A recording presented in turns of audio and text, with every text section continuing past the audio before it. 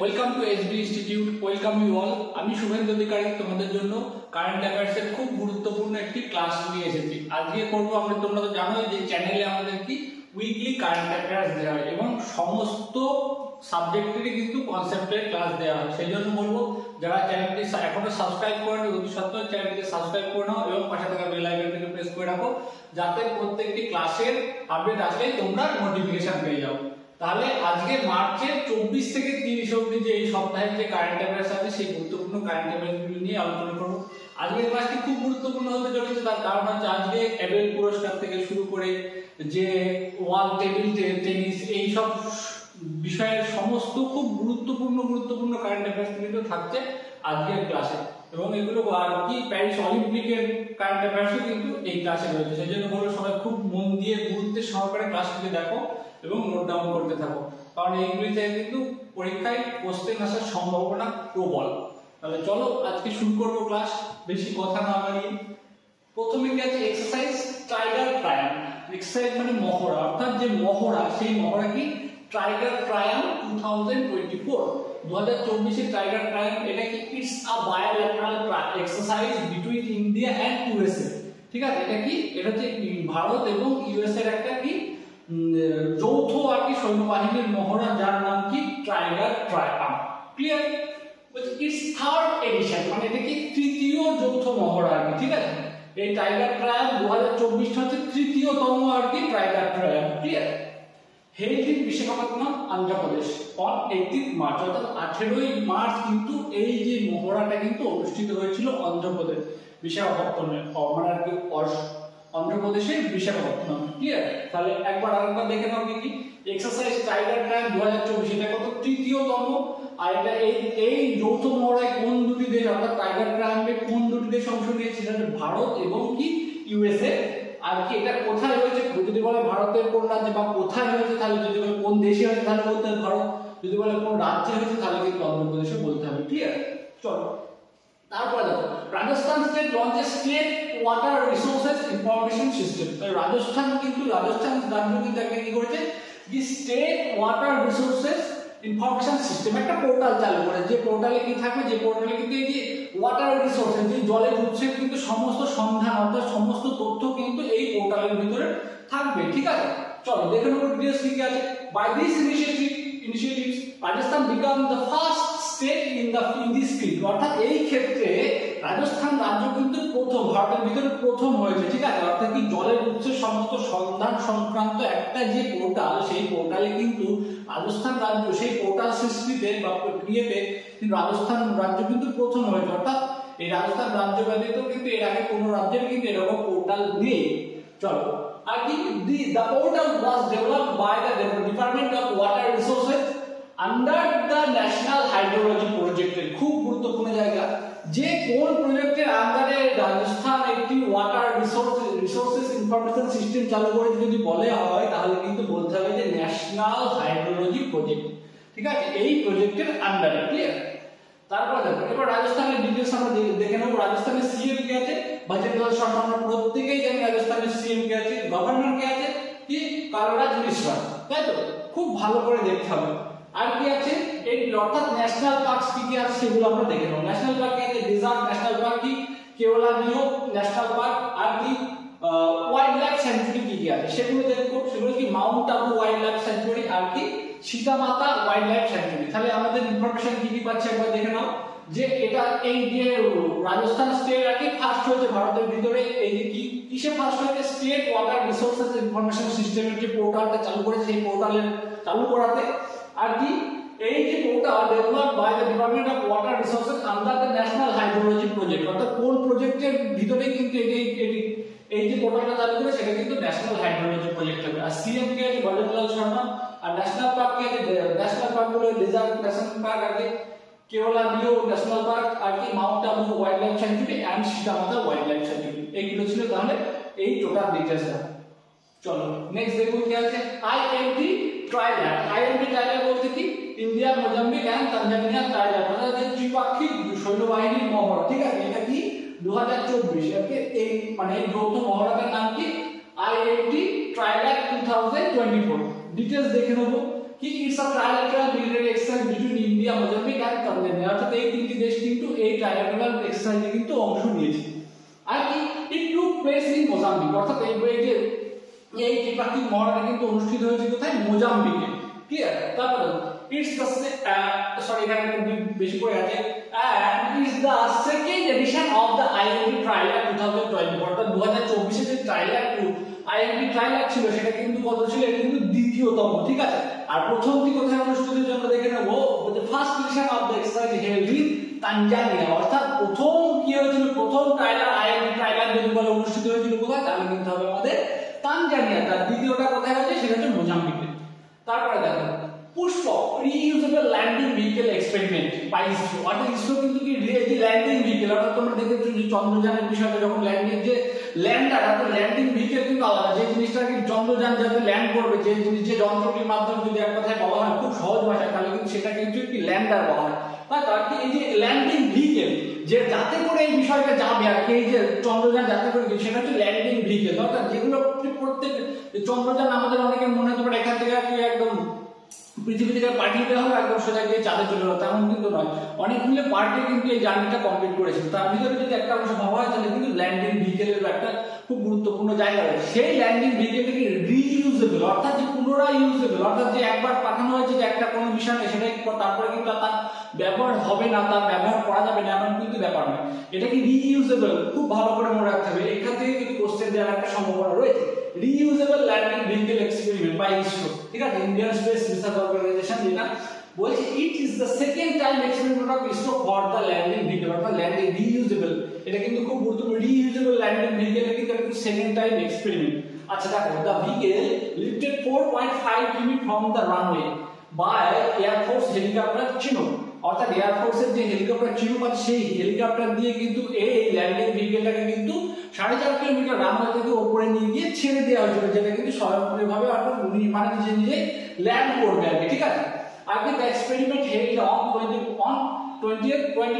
March, অর্থাৎ কি 20 and 2 March, অর্থাৎ 22 মার্চ, যেটা আগে অনুষ্ঠিত হয়েছিল। কোথায় অনুষ্ঠিত হচ্ছে? The experiment was conducted in Vikram Sarabhai space research centre, ঠিক আছে, sorry space centre.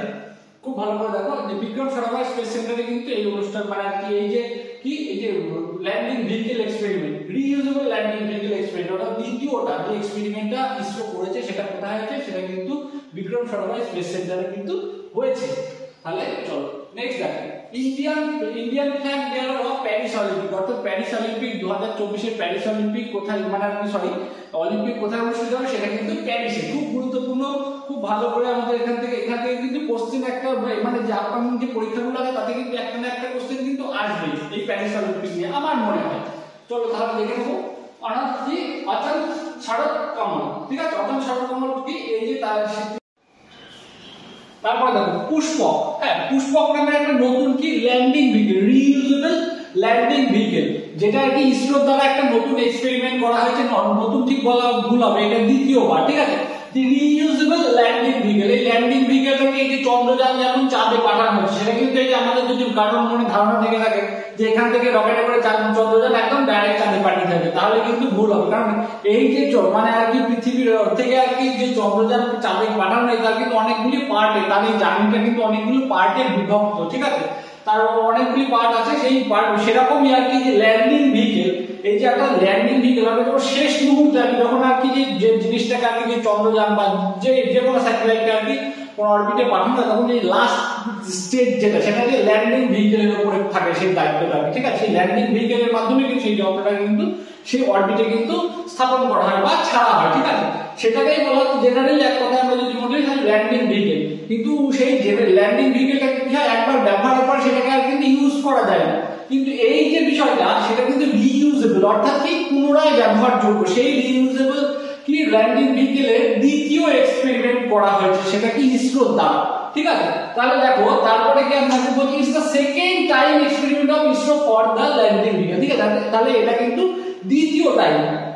The vehicle lifted এক কথা বলছি কি 4.5 কিলোমিটার উপরে নিয়ে যাওয়া হয়েছে কি কোন হেলিকপ্টার দ্বারা? এয়ার ফোর্সের চিনুক হেলিকপ্টারের দ্বারা কিন্তু তাকে এই যে ল্যান্ডিং ভেহিকলটাকে কিন্তু কি করা হয়েছে 4.5 কিলোমিটার উপরে নিয়ে যাওয়া হয়েছে রানওয়ে থেকে, ঠিক আছে। সেখান থেকে এদিকে ছাড়া হয়েছে মানে এটি কি মানে আর কি সফলভাবে কিন্তু কি করেছে সফলভাবে ল্যান্ডিং করতে পেরেছে, যে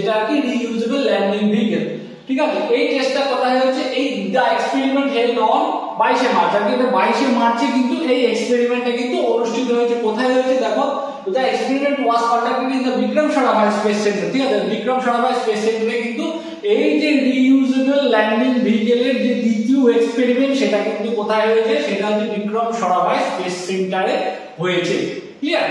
আর এখান থেকে কোশ্চেন আসার মতো যে এই যে দ্বিতীয় এক্সপেরিমেন্ট অর্থাৎ যে কি যে ল্যান্ডিং রিইউজেবল ল্যান্ডিং ভেহিকেলের যে দ্বিতীয় এক্সপেরিমেন্ট, তাতে এয়ার ফোর্সের কোন হেলিকপ্টার ব্যবহৃত হয়েছে, তাহলে কিন্তু আমাদের বলতে হবে কি চিনুক, ক্লিয়ার। চলো তারপরে Indian flag bearer of Paris Olympic, আমরা প্রত্যেকেই জানি যে 2024 অলিম্পিক যেটা কিন্তু প্যারিসে অনুষ্ঠিত হচ্ছে, খুব গুরুত্বপূর্ণ জায়গা। প্যারিস অলিম্পিক থেকে একটা কোশ্চেন কিন্তু আসতে পারে বলে আমার মনে হয়, সেজন্য বলবো তোমরা প্যারিস অলিম্পিক মানে আর কি 2024 প্যারিস অলিম্পিকটা কিন্তু খুব গুরুত্বপূর্ণ, প্রত্যেকটা ইনফরমেশন কিন্তু গুরুত্ব সহকারে দেবে।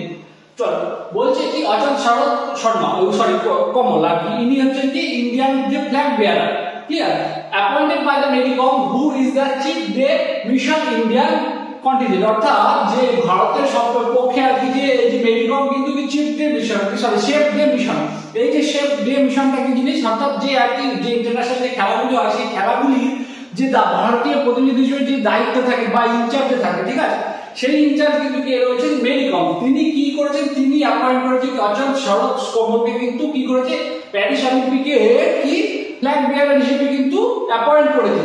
আর কি Sharath Kamal is the right handed table tennis player of India, ঠিক আছে, চেন্নাই তামিলনাড়ু, তিনি চেন্নাই বা তামিলনাড়ুর বাসিন্দা এবং কি তিনি ডান হাতি একজন কি টেবিল টেনিস খেলোয়াড়। তারপরে তিনি অনেকগুলি পুরস্কারও পেয়েছেন, সেই পুরস্কারগুলি কি কি অর্জুন অ্যাওয়ার্ড পেয়েছেন, খেলরত্ন পুরস্কার এবং পদ্মশ্রী অ্যাওয়ার্ডে কিন্তু ভূষিত, ঠিক আছে, খুব গুরুত্বপূর্ণ জায়গা। তারপরে দেখো বলছি new judicial member of Lokpal of India, লোকপালের একজন নতুন মেম্বার যুক্ত হয়েছে, ঠিক আছে, সেই তিনি কে জাস্টিস ঋতুরাজ আওয়াস্তি, জাস্টিস ঋতুরাজ আওয়াস্তি হচ্ছে লোকপালের নতুন মেম্বার। দেখো taking oath as one of the 8 member of Lokpal, অর্থাৎ লোকপালের কি তিনি কি যে 8জন সদস্য, সেই 8জন সদস্যদের একজন হিসেবে কিন্তু তিনি শপথ গ্রহণ করেছেন, ঠিক আছে। আমরা জানি যে লোকপালের যে 8জন সদস্য তার কিন্তু 50% থাকে কি যে জুডিশিয়াল মেম্বার, ঠিক আছে, বিচার বিভাগীয় কর্মীরা থাকে কিন্তু থাকেন এই মানে আর কি তাদের সদস্য থাকে, ঠিক আছে। Justice A.M. P.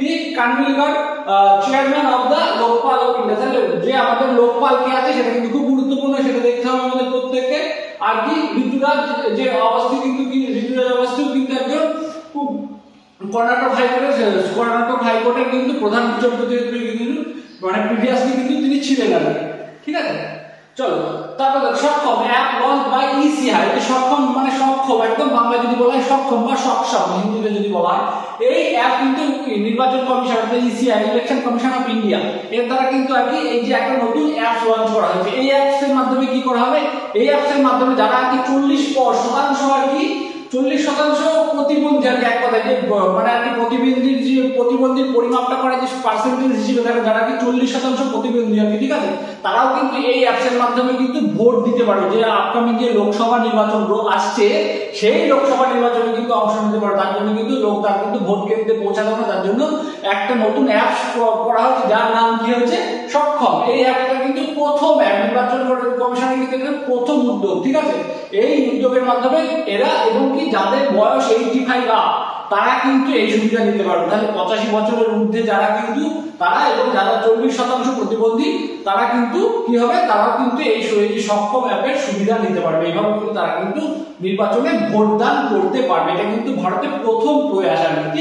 চলো ডিটেইলস দেখে নেব। It's a app based voting system আর কি বলছে for senior citizen and PwDs, ঠিক আছে।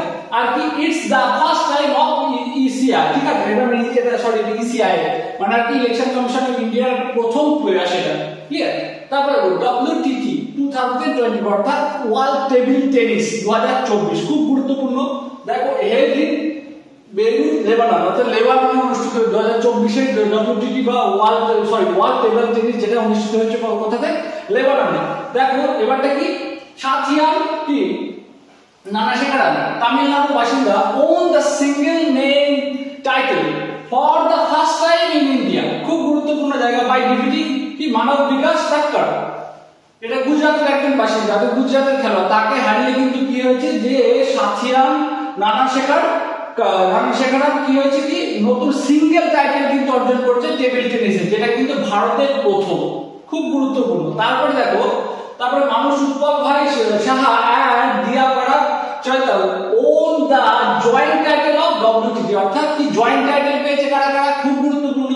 তারপর দেখো কি সৃজা আকুলা তেলেঙ্গানার বাসিন্দা own the world table tennis women single title, তাহলে খুব গুরুত্বপূর্ণ জায়গাগুলো দেখে নাও একবার। দেখো যে সিঙ্গেল মেন্স টাইটেল পেয়েছে কে, কি সাথিয়াল নানা শেখরা, তাই তো, খুব গুরুত্বপূর্ণ সিঙ্গেল টাইটেল পেয়েছে, তাই যে কিনা কিন্তু ইন্ডিয়াতে ফার্স্ট, খুব প্রথম আর কি হয়েছে তাতে। তারপরে দেখো কি জয়েন্ট টাইটেল কি মেন্স গ্রুপে কারা কারা পেয়েছে, দেখো মানব উৎপল ভাই সাহা এন্ড কি দিয়া পরাগ চৈতাল, এই দুজন কিন্তু জয়েন্ট টাইটেল পেয়েছে, খুব ভালো কথা। তারপরে দেখো কি সৃজা আকুলা তেলেঙ্গানার বাসিন্দা own the WTT woman single title, তাহলে ওম্যান সিঙ্গেল টাইটেল পেয়েছে সৃজা আকুলা এবং মেন সিঙ্গেল টাইটেল পেয়েছে সাথিয়াল নানা শেখরান, এই দুটো কিন্তু গুরুত্বপূর্ণ। এই যে নানা শেখরান যিনি আগে তিনি কিন্তু ভারতের প্রথম হয়েছে, ঠিক আছে, এই যে সিঙ্গেল টাইটেল অর্জন করে, ক্লিয়ার। চলো তারপরে দেখো অ্যাবেল প্রাইজ কি জন্য গণিতে অ্যাবেল প্রাইজ আমরা প্রত্যেকেই জানি, ঠিক আছে। এবারে দেখে নাও এই বছর কে পেয়েছে, Michel Pierre Talagrand own the award who is a French mathematician, অর্থাৎ ফ্রেঞ্চ ম্যাথমেটিশিয়ান কি এমপি তালাগান কিন্তু পেয়েছে এই বছর 2024 অ্যাবেল পুরস্কার। He is the 27th recipient of the Abel Prize, অর্থাৎ তিনি 27তম পুরস্কার প্রাপক, ক্লিয়ার, আর কি অল ওভার বেসিসে কিন্তু 27তম। এবেল প্রাইজের ডিটেইলস আমরা দেখে নেব কোথা থেকে দেওয়া হয়। এস্টাবলিশিং 2002, অর্থাৎ 2002 সালে কিন্তু থেকে কিন্তু এবেল প্রাইজ দেওয়া হয় বাই দ্য নরওয়েজিয়ান পার্লামেন্ট, অর্থাৎ নরওয়েজিয়ান পার্লামেন্ট কিন্তু 2002 সাল থেকে এই যে এবেল প্রাইজ পুরস্কার দেবে সিদ্ধান্ত গ্রহণ করে।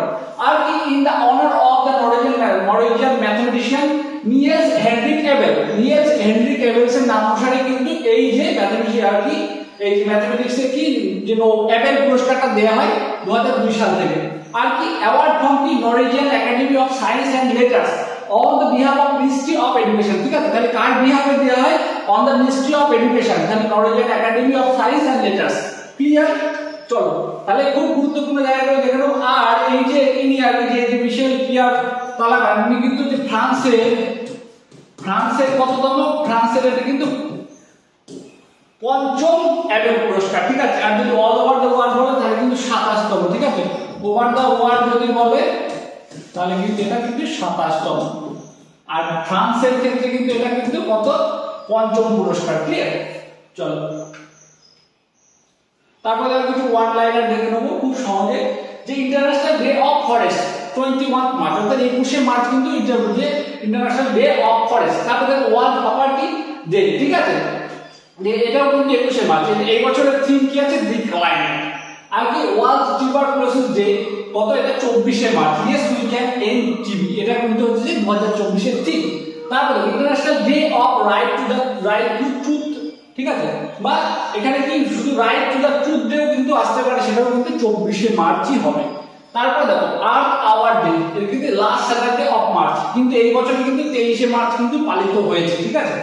তারপরে দেখো ওয়ার্ল্ড থিয়েটার ডে, এটাও কিন্তু 27শে মার্চ। এই ছিল টোটাল বিষয়টা। আর দেখো আজকে কারেন্ট অ্যাফেয়ার্স কিন্তু এখানেই ছিল, এই যে টোটাল যতগুলি বললাম ততগুলি। ব্যাপারটা যে কারেন্ট অ্যাফেয়ার্স কিন্তু আজকের যে কারেন্ট অ্যাফেয়ার্স ছিল সেটা কিন্তু খুব গুরুত্বপূর্ণ, তার কারণ এখানে কিন্তু ওয়ার্ল্ড টেবিল টেনিস বলো, এবেল পুরস্কার বলো, সমস্ত কিছু রয়েছে, টোটাল ইম্প্যাক্ট এবং খুব গুরুত্বপূর্ণ। আর আপকামিং পরীক্ষার জন্য কিন্তু এই কারেন্ট অ্যাফেয়ার্সটা তোমাদের খুব গুরুত্বপূর্ণ কাজে আসবে। আমি আশা করবো ক্লাসটি করলে তোমরা দুটো একটি কোশ্চেন হয়তো পেতেও পারো। Thank you.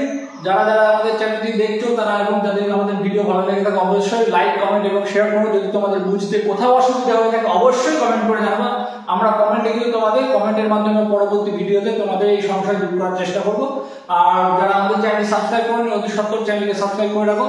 দেখা হচ্ছে পরবর্তী ভিডিওতে। Thank you.